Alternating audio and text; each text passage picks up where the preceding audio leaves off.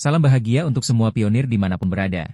Ketergantungan pada lingkungan eksternal dan rantai regulasi pendapatan secara tradisional sudah ada.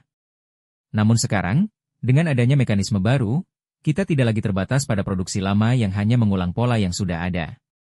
Kita harus mendorong produksi baru, terutama yang berbasis on-chain, dan disinilah Pi Network sudah mengambil langkah penting. Komunitas Pi telah membangun sesuatu yang besar, jaringan sosial dengan puluhan juta pengguna aktif yang terlibat. Ini bukan hanya angka unduhan, melainkan keterlibatan nyata. Saat ini kita berbicara tentang lebih dari 60 juta pengguna yang terhubung dalam ekosistem ini. Mengapa kita menciptakan jaringan sebesar ini? Karena jaringan itu melayani banyak tujuan, mendukung produksi baru, mendukung pengembangan aplikasi nyata, serta menyediakan pengguna real yang bisa menguji, memberikan umpan balik, dan membuat inovasi terus berkembang. Kita hidup dalam jendela sejarah yang unik. AI, kecerdasan buatan, sedang berkembang pesat, dan ini memungkinkan aplikasi AI dibangun langsung di atas blockchain. Jika kita melewatkan kesempatan ini, maka industri AI dan dunia bisa saja dikuasai pihak lain. Oleh karena itu, penting bagi komunitas kita untuk menjadi pionir dalam menghubungkan AI dengan blockchain. Ekosistem yang kita bangun bukan hanya untuk menciptakan aplikasi, tapi juga untuk menyediakan infrastruktur agar setiap orang bisa berkontribusi. Misalnya, kita merilis Art Studio, sebuah platform tempat banyak orang bisa menciptakan karya seni digital, bukan hanya aplikasi.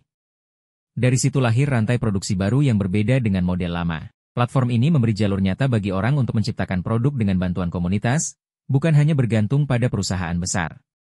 Nilai dari produksi AI yang kita hasilkan seharusnya tetap berada di tangan manusia, bukan hilang ke tangan segelintir pihak besar.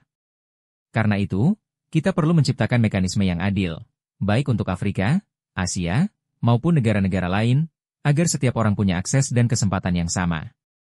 Namun, kita menghadapi masalah, kekuatan besar dunia seringkali hanya mementingkan keuntungan jangka pendek. Insentif yang mereka ciptakan kadang justru menghambat inovasi nyata. Berbeda dengan kita, yang membangun insentif untuk menciptakan nilai jangka panjang dan berkelanjutan. Inilah alasan kenapa orang di dunia kripto sejak awal berani menerima risiko besar. Mereka membangun komunitas, mengeluarkan token, dan menciptakan nilai bersama, meski penuh tantangan. Di sini, kita harus memilih. Apakah hanya mencari jalan mudah, atau benar-benar berkomitmen menciptakan nilai? Menciptakan nilai itu sulit. Dibutuhkan inovasi, waktu, usaha, dan ketekunan. Budaya kita seharusnya bukan sekadar mencari hasil instan, tapi membangun sistem yang kokoh. Kalau tidak, siapa yang akan melakukan pekerjaan nyata untuk dunia ini?